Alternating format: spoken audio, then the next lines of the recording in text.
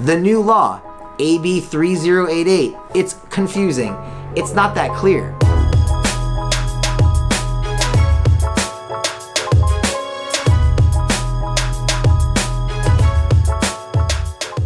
AB 3088. It always starts with AB because they're assembly bills, and now they're a law. It's a law. AB 3088.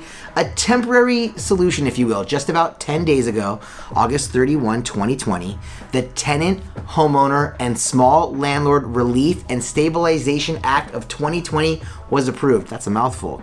By the California legislature. The governor then signed it into law and it became effective immediately. In other words, since September 1st, 2020, unlawful detainers, just a fancy word for evictions, frankly, are delayed. David Chu, a member of the California State Assembly, wrote this bill, and he himself describes it as a temporary means to provide certainty to renters, some protection for small landlords, and most importantly, more time for the state to figure out what to do next. My name is Amir Afsar. I'm a California licensed attorney, and on this episode of Unbillable, I plan to explain a new law, AB 3088, and its impact on the non-payment of rent, a declaration a tenant needs to properly protect themselves, and every tenant's favorite question, am I getting free rent? Before we dive deeper, I need to be clear that this law covers residential tenancies only. Remember, commercial real estate is 100% absent from this bill and is given no protection by any of the new law's language. For residential tenants, however, protections are sweeping. Simply put, a tenant cannot be evicted for unpaid rent from March 2020 until the end of August 2020 as long as they, the tenant, provides a declaration explaining their COVID-19 related financial distress. Did they lose their job? Hours get cut?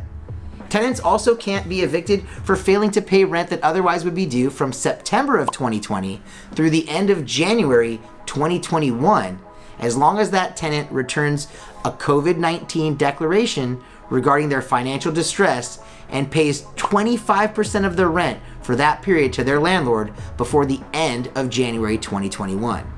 We strongly recommend you treat your financial hardship, the troubles you're having financially, and the declaration you're writing as your payment of rent, and provide a new one to your landlord every month explaining your specific hardship and the relation of your financial hardship to the COVID-19 pandemic.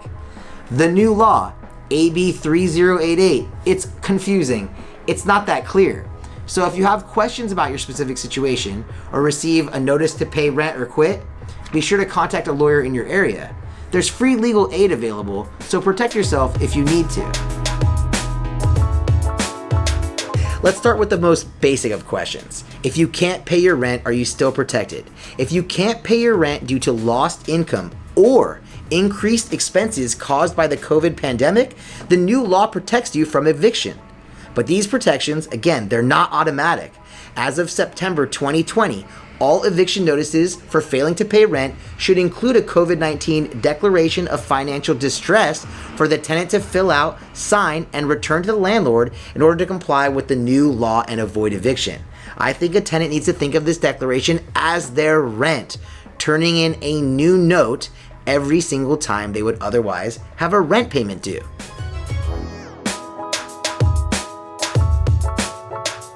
So you've heard me say declaration a couple times. Obviously, a declaration is pretty important in this situation. So a declaration, what is that?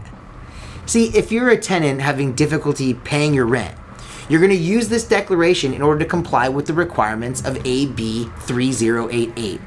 A declaration, a tenant's declaration, it's going to provide the COVID-19 related financial distress. It's going to explain how the tenant is unable to pay their rent and then identify the cause of the financial struggle.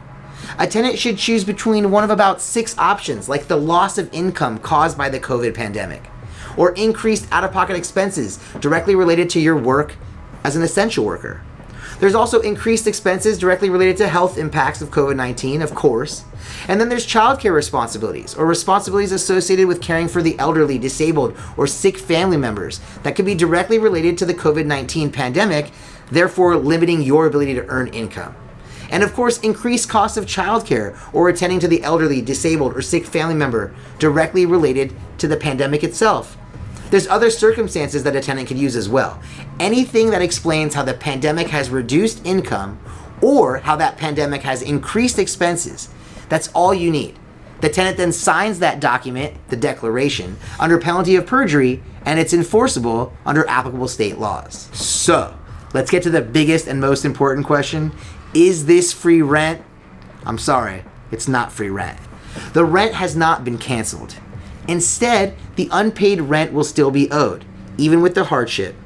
Then landlord will be able to take action to collect that unpaid rent as soon as March 2021. So it's not free rent by any means, but it's going to sort of loosen the collar if you're having financial troubles, increased expenses, or loss of income caused by the pandemic. Undoubtedly, things are getting a little tougher out there. I mean, the government wouldn't be passing a law like this if they weren't concerned about the avalanche or tidal wave of unlawful detainer and eviction cases flooding the court system.